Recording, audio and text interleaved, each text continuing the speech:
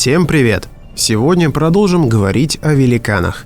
О великанах снято множество фильмов, приведена масса доказательств. Однако не совсем понятно, кто они такие, откуда появились и куда исчезли. Для тех, кто не в курсе темы, давайте кратко напомню об артефактах, которые подтверждают существование великанов.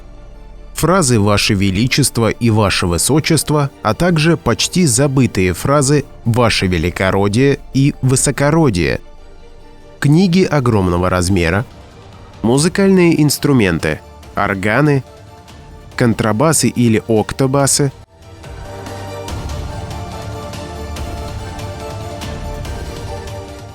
барабан, труба,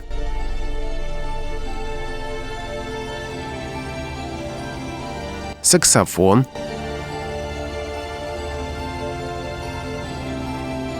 что-то наподобие гитары, предметы обихода, царь-ванна под Петербургом, папский перстень, корона огромного размера, двуручные мечи, двери огромной высоты, ручки на дверях, находящиеся выше головы, очень большие зеркала и мебель. Зуб Будды, палец великана, кость великана, челюсть великана, череп великана.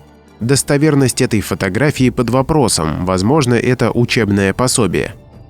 Отпечатки следов великанов в Баальбеке, а также в камнях по всему миру. Огромные ступени, позже обработанные под рост современного человека. Саркофаги огромного размера в Германии. Скульптуры. Барельефы. Картины.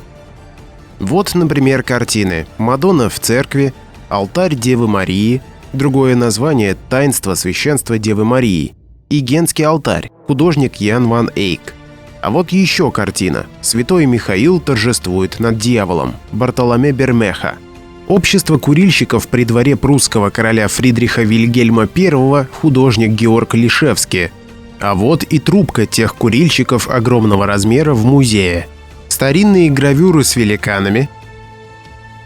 Также предлагаю рассмотреть фотографии высоких людей 19-20 века.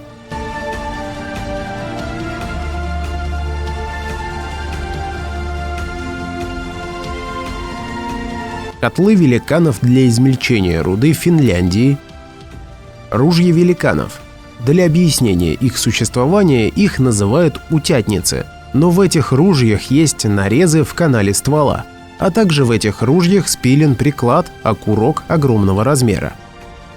Наш соратник Геннадий Мудрый много путешествовал по миру, и вот какие наблюдения он сделал, наблюдая за зданиями в Европе. Ссылка на группу Геннадия в Facebook «Война потоп 19 век» в описании под видео. До потопа на Земле жили люди трех типов роста. Нашего привычного роста, рост 3,5 метра и люди ростом 15 метров. Все центры античных городов застроены зданиями с дверями, потолками и окнами для людей ростом 3,5 метра.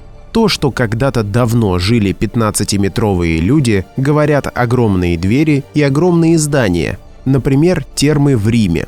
По наблюдениям Геннадия правили пятнашки, предлагаю так называть людей 15-метрового роста. Великаны, по всей видимости, погибли в потопе. Вся Европа застроена мемориалами потопа. Это и барельефы, и фонтаны. Вот на этом фонтане отчетливо видна гибель людей под рушащимися обломками зданий. На старинных фресках и гравюрах можно увидеть черепа великанов. Вот несколько изображений. Вы просили перевести эту надпись. Вот что получилось. «Vigilate quia nesitis diem nece horam. Vitectin bit vidat gi fit van gicen vit dach ure nocht tit». Перевод.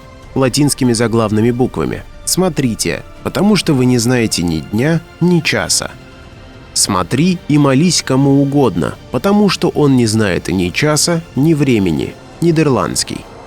А вот гравюры известного руиниста Пиранези. И на этих гравюрах мы можем видеть черепа огромного размера. Независимые исследователи не раз высказывали свое мнение, что Пиранези запечатлел мир после катастрофы, очень напоминающей мощный потоп. А вот инфографика, посвященная размерам найденных или описанных скелетов или людей. Слева направо. Скелет ростом 10,96 метров, Картагос, Коста-Рика, 200-600 лет до нашей эры. Скелет ростом 7,77 метров, Чаумонт, Франция, 1613 год нашей эры. Скелет ростом 7,7 метров, Валенсия, Франция, 1456 год. Скелет ростом 5,94 метров, Кантон де Люсерна, Франция, 1577 год.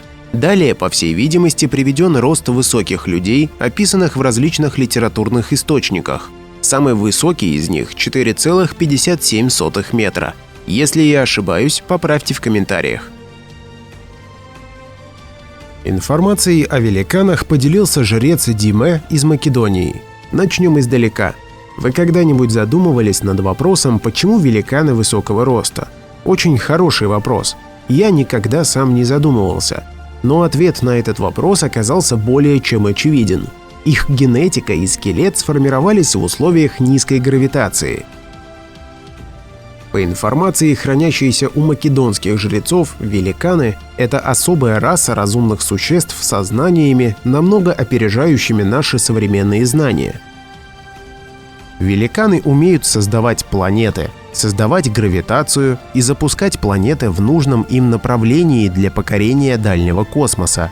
Для создания планеты великанам нужна заготовка – любой более-менее большой астероид. Далее они совершают прокол в этом астероиде и закачивают внутрь астероида особый минерал – лорандит. Об этом удивительном минерале поговорим чуть дальше. Из-за лорандита астероид начинает расширяться и увеличиваться в размерах. Другими словами, это выглядит примерно так, как надувают пластиковую бутылку из заготовки.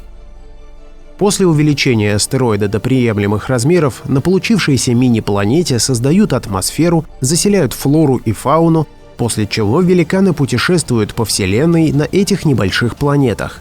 Из-за того, что гравитация очень мала, великаны вырастают высокими. Повторюсь, что эта информация от македонского жреца Диме, и лично я не до конца понимаю, как можно путешествовать по Вселенной на небольшой планете без Солнца, хотя, возможно, они как-то встраивали созданные планеты в солнечные системы и путешествовали по Вселенной на мини-планетах, встроенных в солнечные системы. На Земле есть единственное место, где есть крупные залежи минерала лорандита – это горы в Македонии. То есть, в теории, Македония – это то место, в котором некогда был совершен прокол, и внутрь Земли был закачан лорандит. Исходя из этого, можно выдвинуть смелую гипотезу, что Земля – искусственная планета, некогда созданная великанами. Кто-то скажет, что это полный бред, но вот что интересно. Земля действительно постепенно расширяется. Это хорошо видно по материкам, которые раньше были вместе. Месторождение лорандита в Македонии находится в горном массиве Алшар, и с 1990-х годов месторождение лорандита охраняют американские войска. Лорандит имеет красный цвет и выглядит вот так. Вот что можно найти про лорандит на просторах интернета. Лорандит – редкий минерал подкласса сульфосолей. Цвет карминово-красный, поверхность кристаллов обычно покрыта охряно-желтым налетом. Минерал прозрачный, блеск алмазный. Лорандит представляет собой талий-мышьяк сульфосоль с химической формулой. Вы видите ее на экране.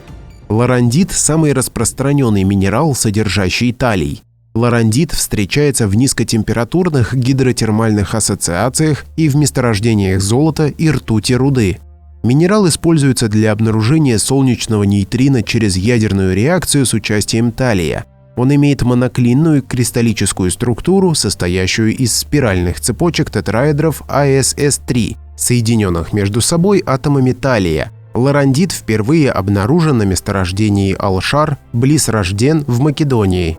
В России найден на Бештаугорском урановом месторождении, гора Бештау, Ставропольский край, Северный Кавказ.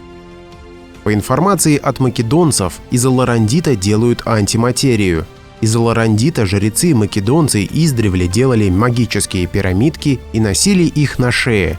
Такие пирамидки были у Александра Македонского и у его 12 генералов. Об этом будет отдельный фильм. Сейчас найти лорандит в свободном доступе очень сложно. В фильме «Аватар» на планете Пандора есть прообраз минерала лорандита с антигравитационными свойствами – анаптаниум. По ряду фильмов Джеймса Кэмерона можно сделать вывод, что он посвященный. Уж очень часто он намекает в своих фильмах на те явления, которые попадают в фокус независимых исследователей. Он рассказал нам про гигантские деревья, а также про косы у жителей планеты.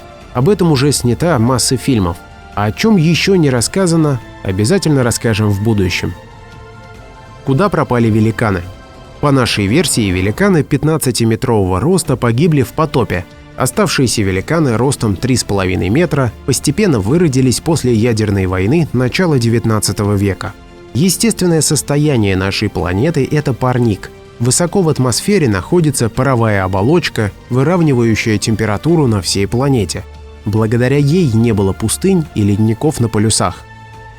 Паровая прослойка создает дополнительное давление. До войны оно было в 2 раза больше. До 19 века на планете был мягкий климат по всей территории. Об этом говорят статуи по всей планете, на которых люди изображены голые или в легкой одежде. Нет ни одной статуи человека в шубе, тулупе или на санях. Обратите внимание на карты Гипербореи. Там жили наши предки, а это Северный полюс. Можно ли сейчас жить на Северном полюсе? Думаю, ответ очевиден. Из-за ядерных взрывов в атмосферу поднялась пыль.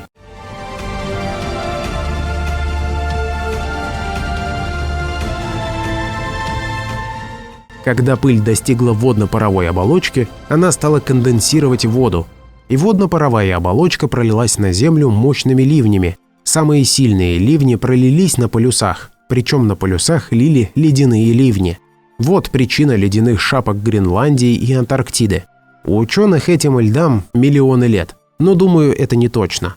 Сейчас эти льды начали таять. Экологические организации бьют тревогу, но на самом деле планета возвращается в свое привычное состояние. Надо сказать, что и уровень океана до 19 века был меньше, так как лишняя вода была в атмосфере. Туда же она и должна уйти. После обрушения паровой оболочки упало атмосферное давление в 2 раза. Великанам стало очень тяжело передвигаться, на фотографиях 19 века они ходят с палочками. Тяжело стало и обычным людям. Для выравнивания внутриклеточного давления нам понадобилась соль, организм при современном давлении работает буквально на износ. А ведь ресурс печени составляет 500-600 лет. Ссылку на видео про соль оставлю в описании. Раз уж в этом видео мы заговорили о Македонии, заодно хочу поделиться одной очень интересной историей и фотографией. Вот довоенная фотография македонцев. Что на ней происходит, сейчас расскажу. Можете поставить видео на паузу и попробовать угадать, что происходит на фотографии по вашему мнению, о чем прошу поделиться в комментариях.